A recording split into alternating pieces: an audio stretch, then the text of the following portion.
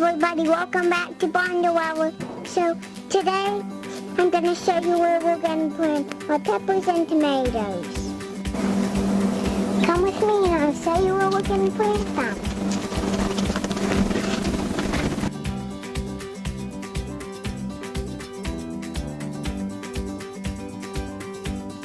So you want to plant your stump. And you want to have good soil. And I like that. The new one, they put leaf and mulch on top. We already got potatoes and onions growing. And then this one.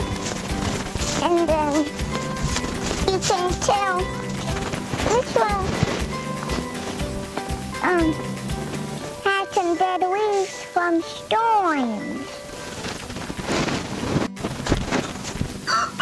Yeah, look at this big old one.